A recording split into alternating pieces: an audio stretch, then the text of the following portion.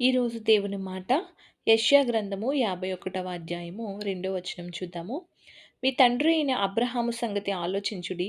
మిమ్మును కనిన శారాను ఆలోచించుడి. అతడు ఒంటరి అయ్యుండగా నేను అతని పిలిచితిని. అతనిని ఆశీర్వదించి అతనిని పెక్కుమంది అగునట్లు చేసితిని.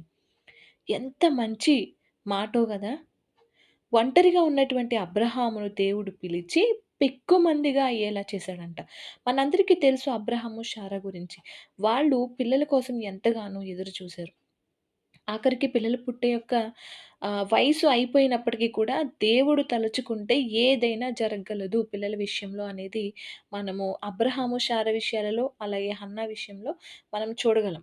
దేవుని దగ్గర మనం అడగడమే లేటండి. మనం ఎదురు చూడాలి. దేవుడు మన వైపు చూసాడు అనంటే ఇంకా మనకి ఆ కోరిక తీరిపోయినట్టే. చాలామంది పిల్లలు లేక చాలా బాధపడుతూ ఉన్నారు. మీరందరూ ఒక్కటే జ్ఞాపకం చేసుకోండి. అబ్రహాము, శారాని జ్ఞాపకం చేసుకోండి. హన్నాను జ్ఞాపకం చేసుకోండి. వాళ్ళు పిల్లల కోసం దేవుడిని అడిగారు. దేవుడు దయచేసాడు. అలాగే మనం దేవుడి కోసం ఏదో ఒక పని చేస్తే దేవుడు మన ఈవుల కోసం ఆలోచిస్తాడు. ఇంకెంతసేపు నేను బాగున్నానా? నేను ఈరోజు తిన్నానా? నేను బయటికెళ్ళానా? నా పని అయిపోయిందా?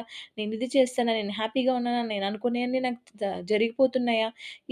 ఇదే ఆలోచన కాదండి. దేవుడికి కొంత సమయం ఇవ్వాలి. ఇవన్నీ ఇచ్చిన దేవుడిని మనం మర్చిపోతే దేవుడు కూడా ఏదో ఒక ముళ్ళు పెడతాడు కదా! ఇదెందుకు ఆలోచించట్లేదు? మనం ఈ లోకంలో ఉన్న దేన్ని దృష్టించక్కర్లేదు. కేవలము దేవుణ్ణి మనం వేడుకోగలిగితే, ప్రతి దినము ఆయనకి ప్రథమ స్థానం ఇచ్చి, మనం ప్రతి దినాన్ని ప్రారంభిస్తే, మన ఈవులేంటో, మన అక్కర్లేంటో, మనకు కావాల్సిందేంటో దేవుడు తగిన సమయమందు మనకి దయచేస్తాడు. మన దేవునికి అసాధ్యమైంది ఏది కూడా లేదు. ఒంటరి వాడే 1000 మంది అన్నావు, నేనున్నానులే భయపడకు అన్నావు. నేనంటే నీకు ఇంత ప్రేమ ఏంటయ్యా! కదా! మన దేవుడు ఒంటరిగా ఉన్న మనల్ని 1000 మంది అయ్యేలా చేస్తాడంట. నమ్మండి. మీరు ప్రార్థన చేసుకోండి. మీ గర్భాలను దేవుడు త్వరలో తెరవబోతున్నాడు. హల్లెలూయా! Praise the lord.